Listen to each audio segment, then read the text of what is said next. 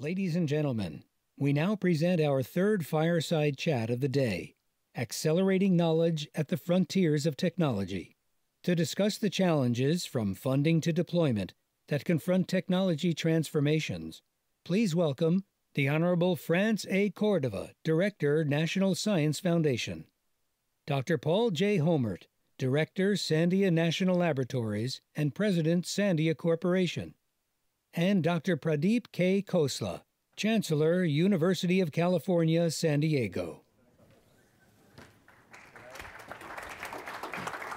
Thank you.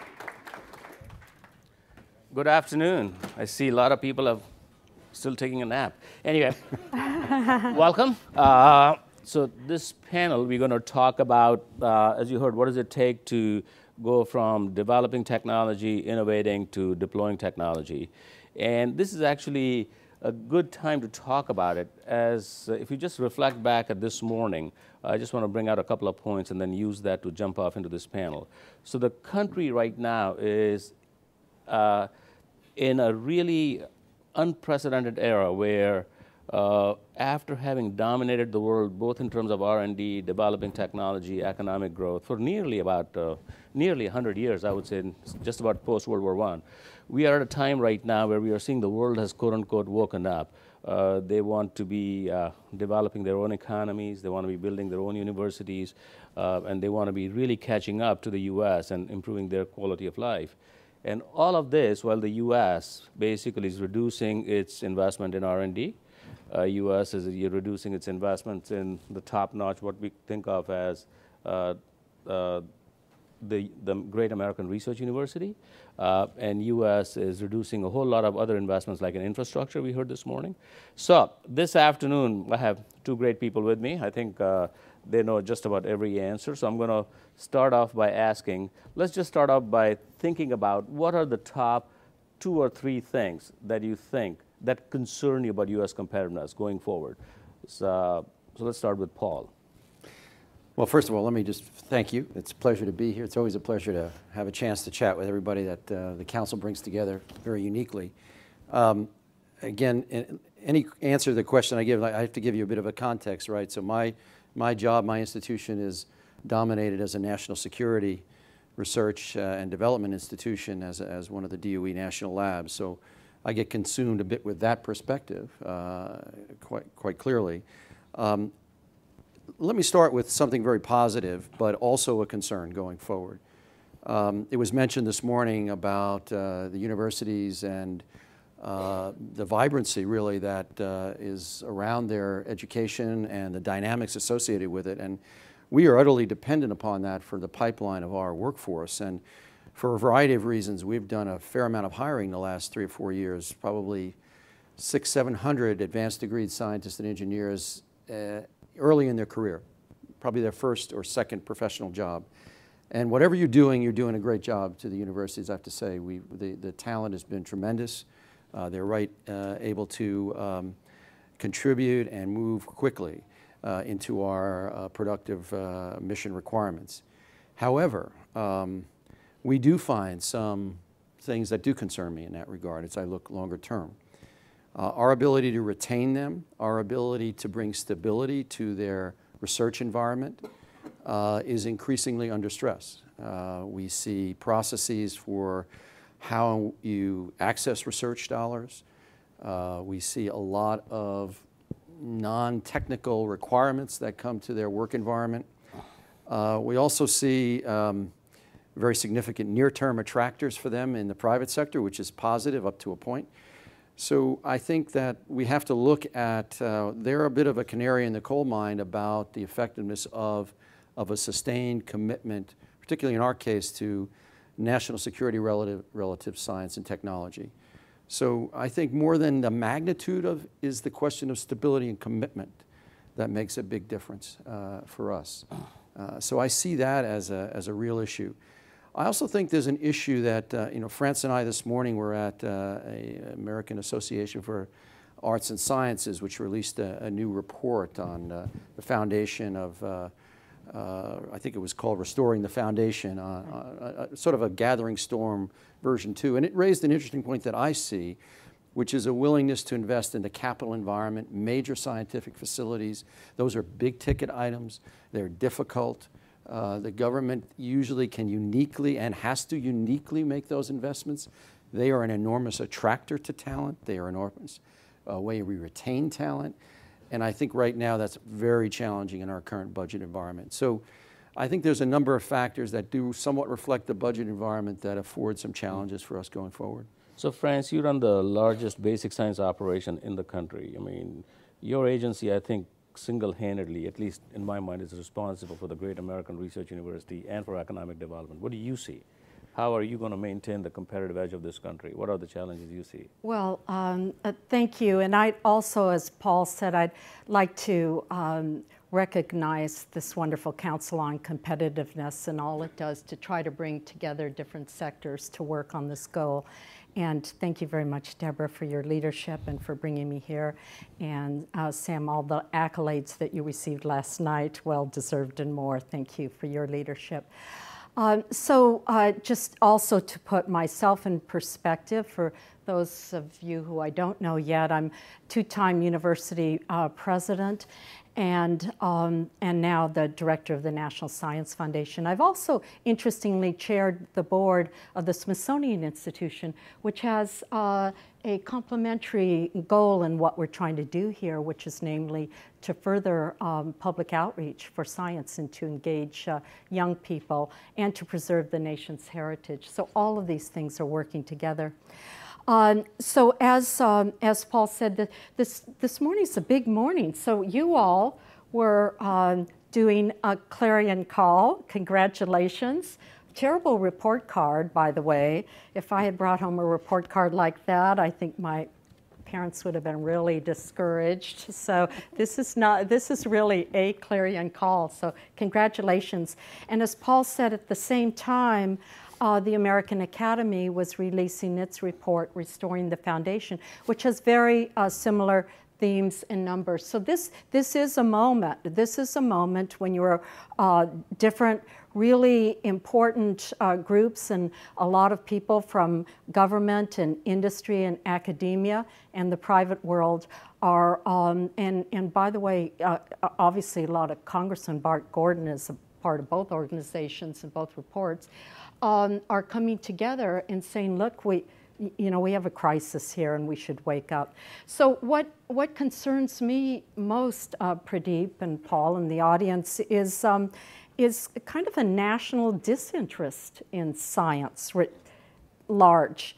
It's not in this room, of course, we're a hotbed of support for basic research, and that's just great. And so where do we get over this impedance mismatch? What can we do? I look at Marcy Greenwood in the back there, and Marcy and I were both serving in government. She at OS2P and I at NASA back in the mid-1990s when Marcy kind of rallied the nation behind a report called Science in the National Interest. And so now we're in a much different climate. It's kind of science in the national disinterest. What does it take to wake up? In that time, in the mid-1990s, the U.S. was number 2 in its R&D intensity. And the R&D intensity, of course, being the amount of money we put into R&D divided by our GDP among the OECD countries. And today we're number 10. So it doesn't take long to slide to 10th place. So where are we going next? In that that period of time, the rate of the increase year over year in the investment, in federal investment in basic research was 4.4%. And now it's flat, it's 0%. There were some blips, the aura blip, of course, the increase in NIH funding quite a while ago now, but right now absolutely flat. And so all of the organizations from this one to the American Academy are waking up to losing our investment in the foundational research from which innovation springs. And I think the memorable phrase that I heard this morning from Neil Lane was that there is no return on investment unless there's investment. And that's something to think about. So, you know, this council for more than a decade has talked about the innovation deficit, and they've been the leaders in this. And we are at a point right now where everybody acknowledges there's an innovation deficit. But what about policies? What policies do we need to put in place to keep us moving along? So let me throw a thought at you. So most university presidents and people like you, Paul, who lead government labs, right, believe that we can monetize technology that we have in our, you know, in research.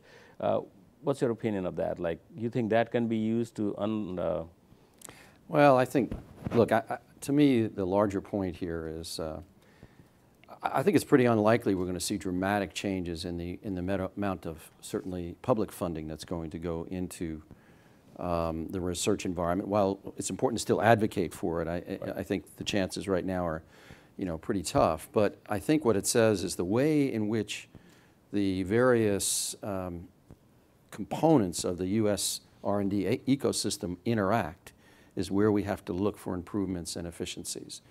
And that, for us, speaks to how we interact with industry, how we interact with the university community, and we have to get all collectively, I think, exploring new models, improving that.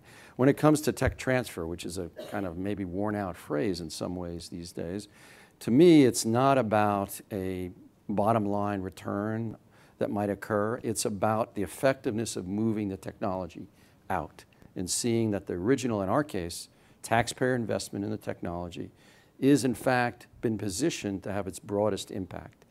Now, there's always a business arrangement that has to be struck as part of that, but it's not the driver. The driver is the end result of impact of the technology out there.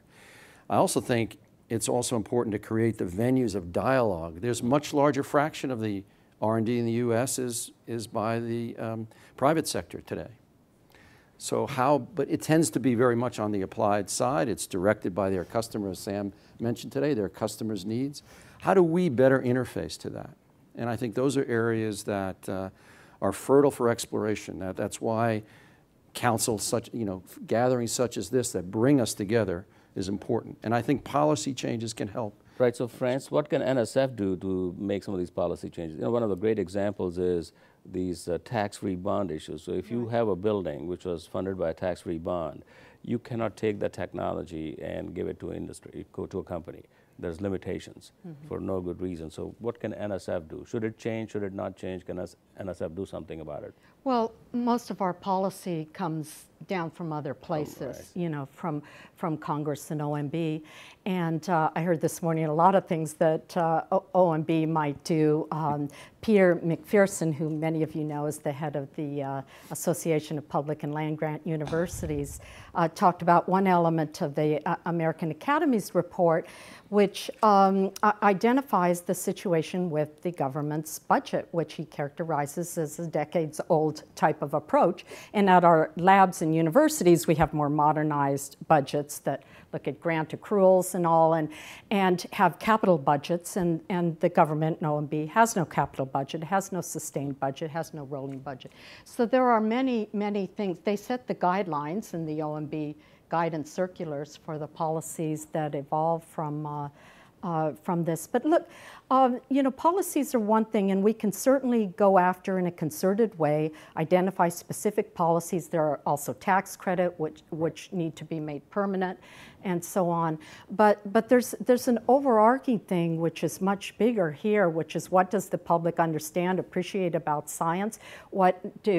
How do we make aware the situation that we are losing our competitive toehold globally, and what that means for our future and for their children. I mean, a lot of you all have children or grandchildren now that will, you know, inherit this or not. And we have a workforce which is really being challenged to enter science and technology, and a world that is increasingly keeping the foreign students who fill the buckets of our university seats, who will keep them there.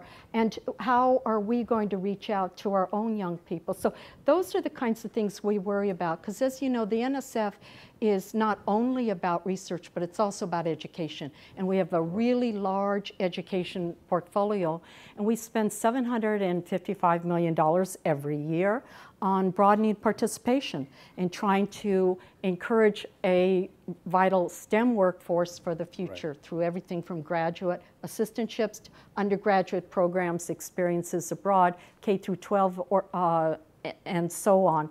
And that's the intersection of research and education absolutely has to be clear on what the impact for the future is. Right. So, you know, so in the past, it seems to me that we've used like national initiatives to really wake up the nation and get people excited about it. Going to the moon was the stellar example. Decoding the human genome was another great example, which had great economic impact. Lately, I think there were two initiatives that were announced. One was the brain and the other one was NNMI. Somehow they failed to gain traction, even though I think brain is about as good, as big as going to the moon in terms of what it can unlock for us as humanity. Do you want to comment on that? What's their role in terms of getting our young people excited? Well, yeah, I don't know, Francis, you may comment as well, obviously, but first of all, I think the idea that you articulate challenges, I think is a fundamentally important thing. You have to create excitement. I mean, at Sandia in the last 2 years, we went through a sort of internal thing to restructure the way we consider our research, and we introduced something we call research challenges, things like beyond silicon scaling as we get to the limits of Moore's law, et cetera, a variety of different things, data science. And we see in our local environment, it has created a interdisciplinary and an excitement. There's a challenge there.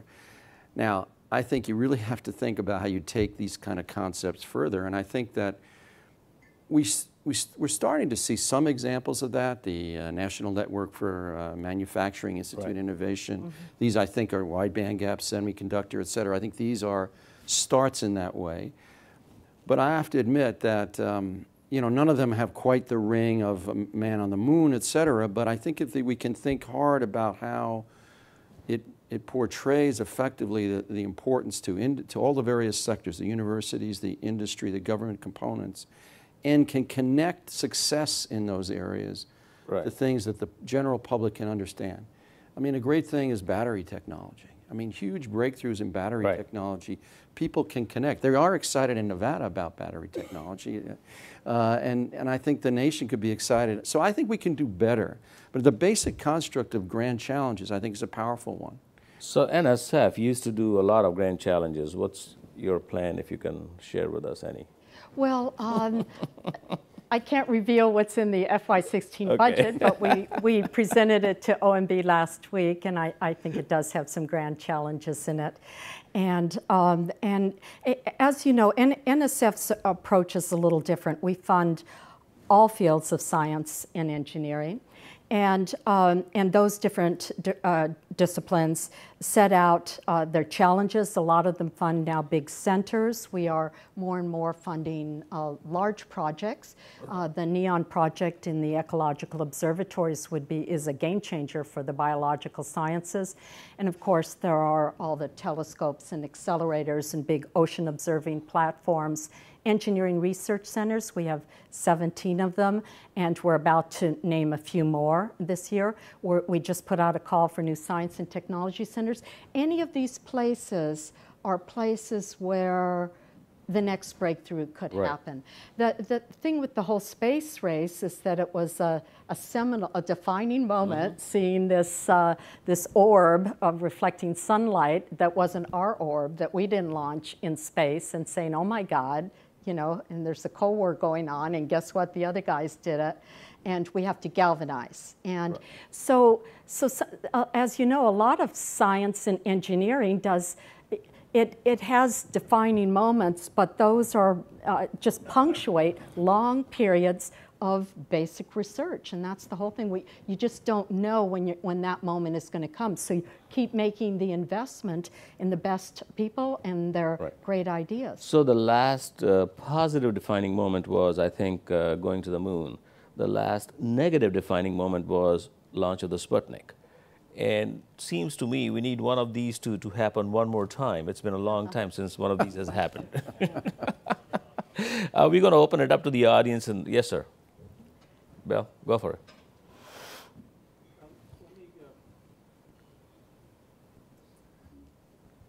Let me paint a little picture and see if I can get you to agree or disagree.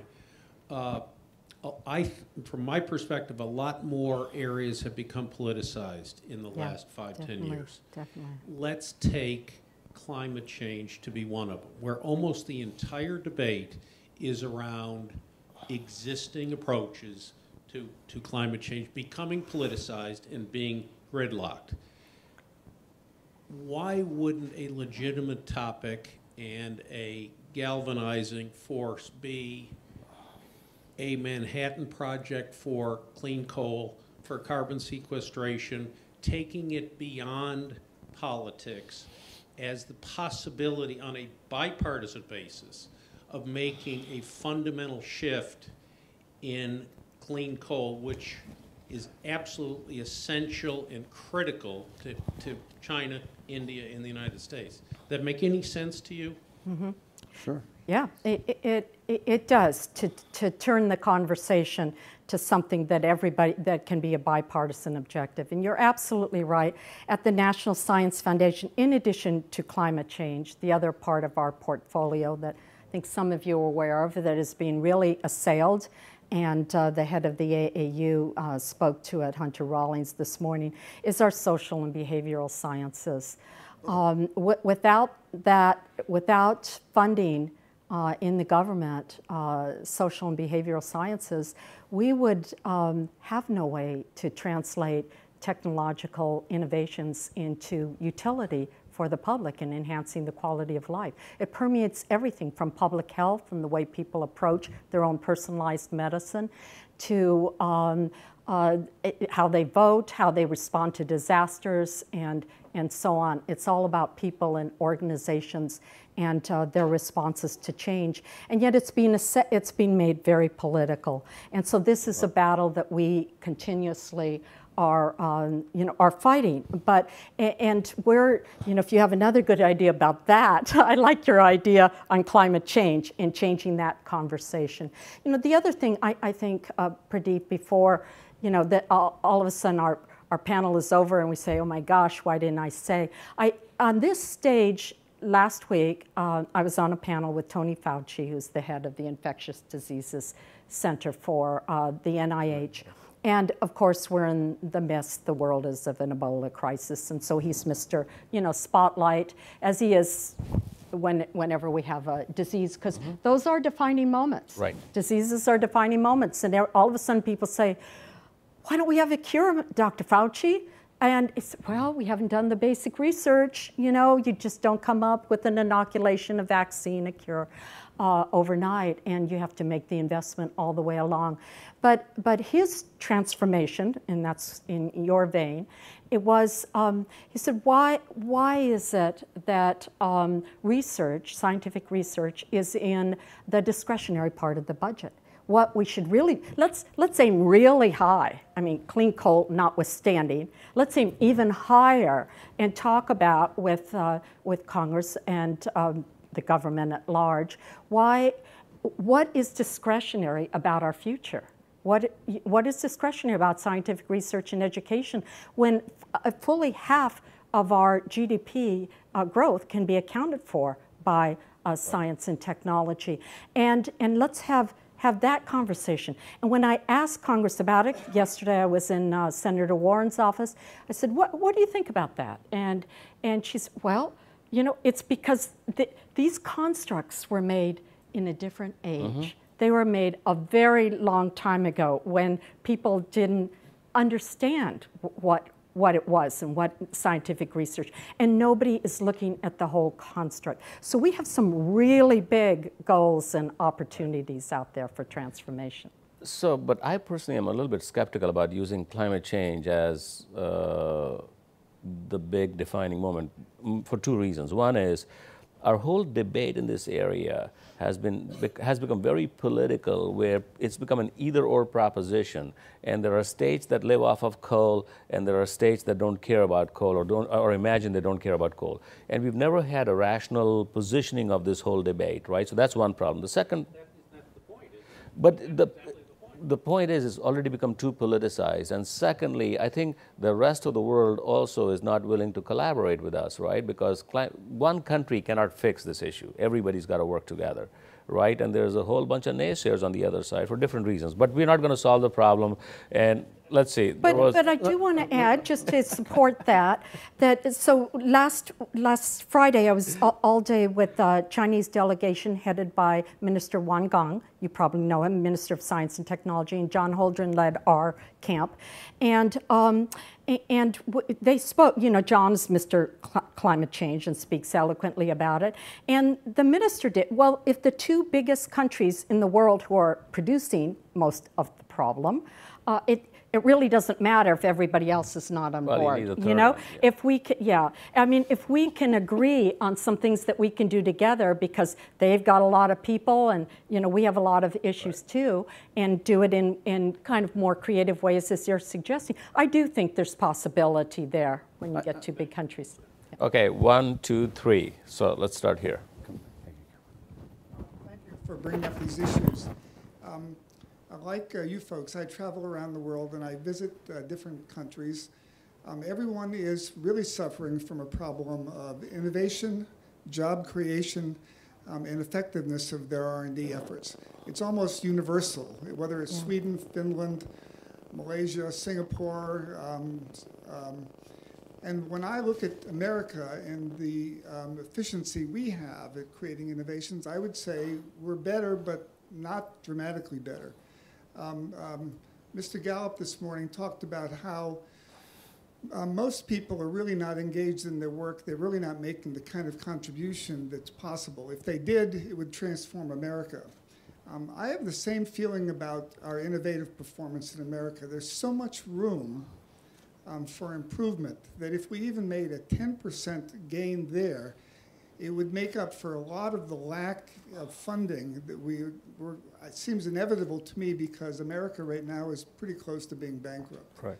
So what's the question? The question is, do you believe that there are profound improvements in competitiveness of innovative performance rather that are possible? And are you thinking about ways to be able to transform that in the United States? Well, I would say I do think, I'll go back to what I said before, I think that the more we can look at some of the impediments that keep the various components of our R&D enterprise from working effectively together, whether that's long-term commitment to grand challenges, or it's some of the processes we associate with the receiving research funds. I think all of these are reasonable areas that can strengthen under a flat and possibly declining budget environment. We're going to have to wring. I mean, you know, whenever I'm confronted with a budget-constrained situation, my response is you got to prioritize better. I think, or you got to improve the processes. So I think there is an option. I'm going to make one comment about back to climate change and clean coal and the like. Let me just take it up to a higher level. I think that Restoring the Foundation spoke a lot about commitment to basic research, extremely important. But actually, if you look where the public funding has gone down the most, it's been in applied research, in bridging the connectivity to real problems like clean coal. And I think we have to examine, again, with the amount of private sector R&D, how we can overcome this often impediment, whether it's clean coal or it's the nuclear, conventional nuclear power in this country, or it's battery technology, or it's combustion, or whatever. We have to get better at bridging what is the purview and the place that the private sector works, and where is there the right role for the government in the applied side. I don't want to use the word industrial policy, but we stumble at this time and time again, and it's another example of something under compressed funding we have to do better. There is a role, but we've not been able to really make that work on a consistent basis. It gets politicized. So let's get a couple of more questions. Quick questions, okay? Quick questions. Yeah. The council since 2003 has been emphasizing the importance of talent. And I'm a former academic. There are many university presidents here. Everyone is clamoring for R&D funding. We're saying we need more of that. But it has created a very serious distortion which needs to be addressed. It's the postdoc population. And in my former life as an academic, I'd like to get a big grant. If I get a big grant, I'm not going to do the work myself. I have to hire postdocs. And I can go ahead and hire postdocs. MIT alone has 1,300 postdocs for a faculty of 1,000. And national labs have hundreds of these postdocs. Yeah. And I interact with them. These are the best and the brightest of the nation. They have no place to go because academics, old geezers will not retire. And they go on and on and on, and they keep hiring more and more postdocs. These guys have no benefits. They have families, and it's a huge waste of national talent. I'm wondering what NSF and what the national labs, what the universities can do about this very big elephant in the room. Do you want to think about this, or you want to answer it right now? Well, I can just tell you what we do. First of all, we view postdocs as a very important part of our talent pipeline. Yeah, exactly. We also try to respect them because we don't keep them indefinitely. Right. So they either transition to a full-time employment or we help them pursue their career in the academic world or in an industry setting. So I feel like, at least in our case, we're not hamstrung by geezers, but I agree that they're tremendous talent, a tremendous talent base, and all I can say is that we try to treat them respectfully. So the reason they hang around, as long as you think they do, is because they don't want to go to industry. And academia is not expanding the way it was in the 60s and 70s, right? Academia is pretty much saturated, I think. The expansion is going to be very slow. And NSF, have you expanded your postdoc program, or have you reduced or kept it same? No, it's where we've been expanding is the graduate program. Right.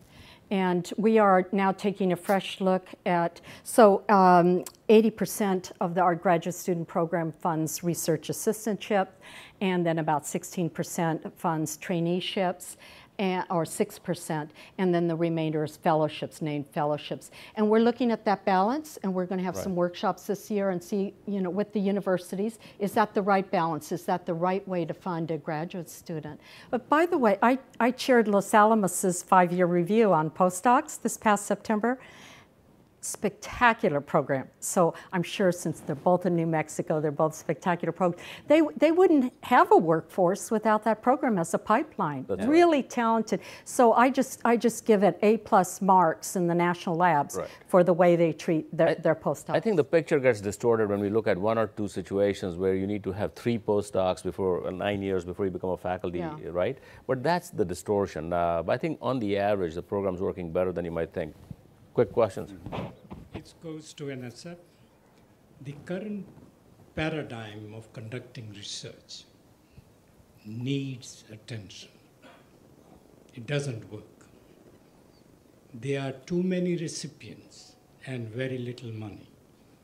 And you have to be very critical in evaluating the proposals so that the best people get funded. It's not happening.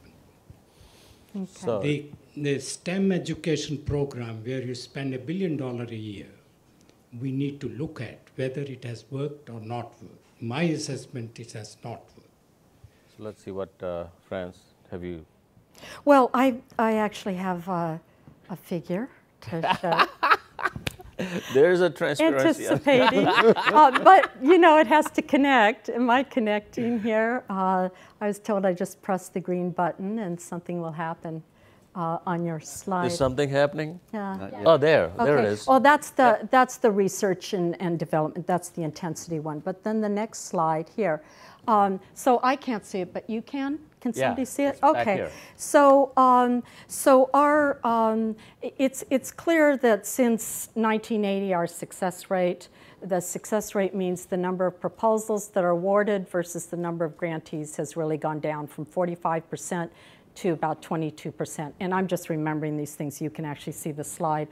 And there was a seminal change around the year 2000, in that there were a lot of the agencies such as DOD, DOE, and all just stopped their programs and funding, say the geosciences, some of the biosciences, et cetera. And while NIH funding was really going up at that time, other types of engineering, computer science, and all were really going down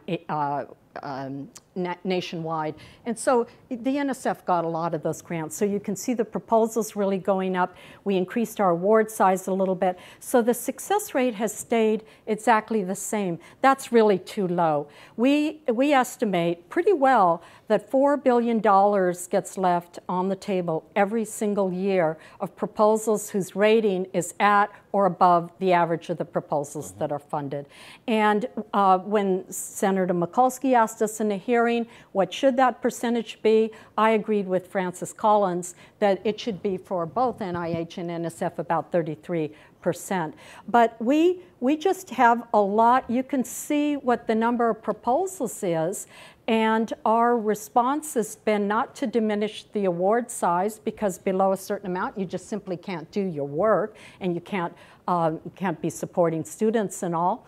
And so but it's the investment that has really stayed constant. We have a flat budget for basic research, and that's going to really have to change. As far as other, I'd be happy to talk with you and hear about your ideas in detail, but NSF, as some of you know, is famous for evaluation and assessment. Right. And so every program we have I just came away this morning from another committee on visitors. We must have 10 of them there right now. Any day we have between 200 and 600 visitors at the NSF headquarters doing merit reviews, right, reviewing the programs. And so the community is weighing in, and we do listen to what they say about the efficacy of our programs. If we can be accused of a disease, which we are addressing, it would be that we haven't yet learned how to scale the very best programs. And I think sustainability and scalability are becoming words in our vocabulary. They're very important.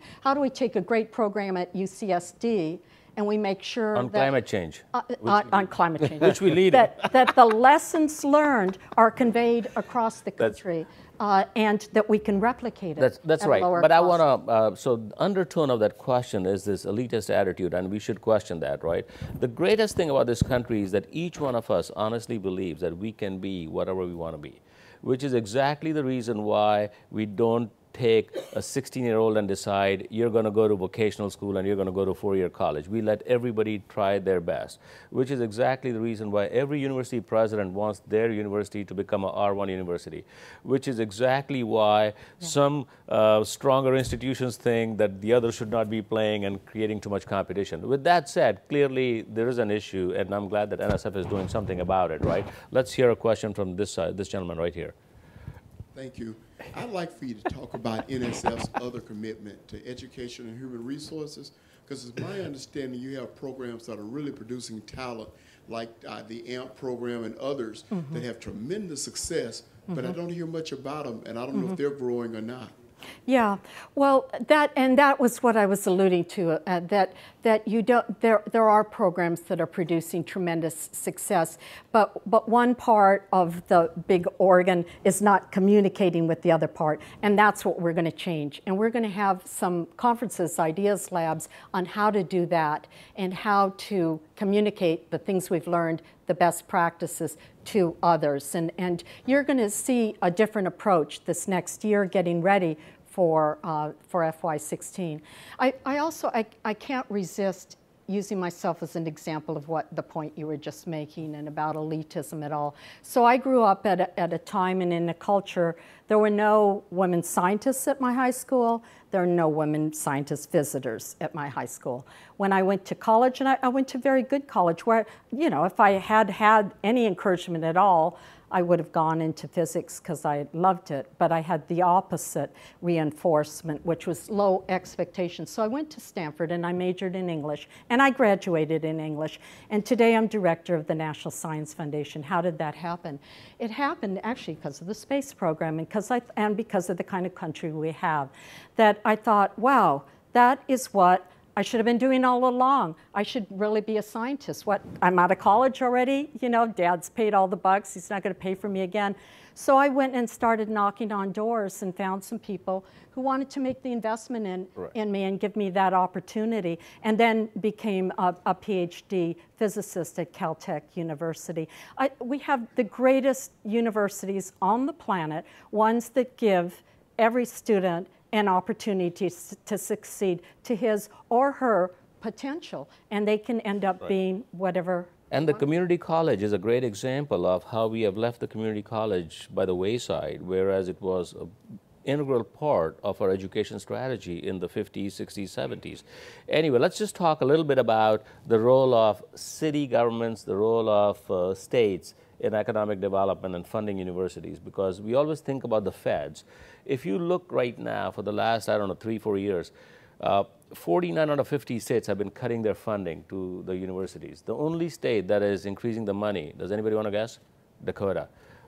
Yeah, Dakota, right? Because that's where the fracking is, and that's where the action is, and that's where the revenues are. So, what do you think about our states' involvement and a local government's involvement in economic development, working with the university, working in creating a public-private partnership?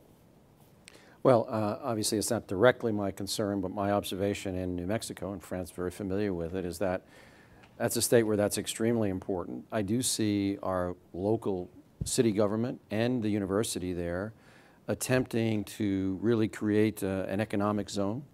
They're trying to attract you know, venture capital money, create an environment for entrepreneurialism, and I think the city has to lean into that, has to be very involved and engaged with that, has to work with the state government to also support it, and as they reach out to an institution like mine, create some natural connections. And it can be very practical things like better mass transit, a STEM commitment in the public school system that's very important to my employee base. So there's a lot of roles in the city and local state government can play.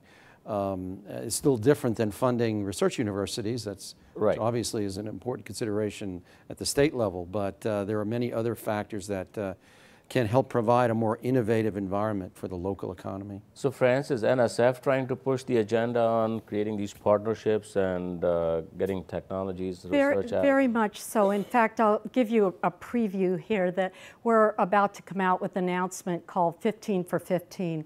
And this is for 15 partnerships that will be spotlighted of very new complexions of or a range of different types of partners as illustrations of the kind of partnerships that we should be doing more of for the year 15. Right. And so it's called 15 for 15.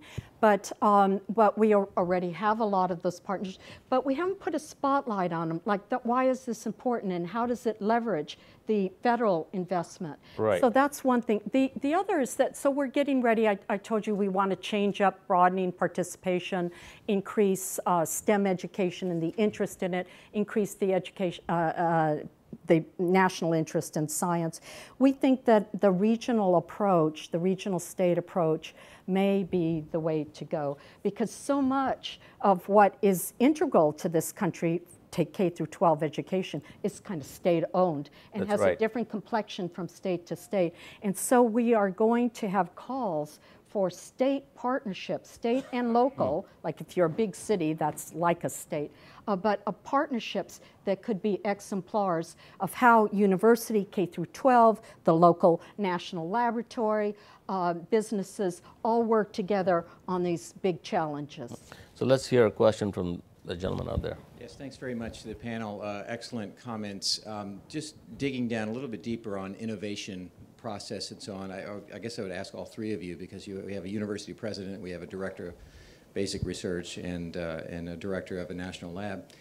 You have these missions where you're conducting R&D, you also have education, and then in Paul's case, he has a national security mission to fulfill, and then there's this thing about innovation, how you squeeze that in. And the question is, do you all have the incentives in that? Do you think they're the right incentives, or is there some gap in that domain? Thank you.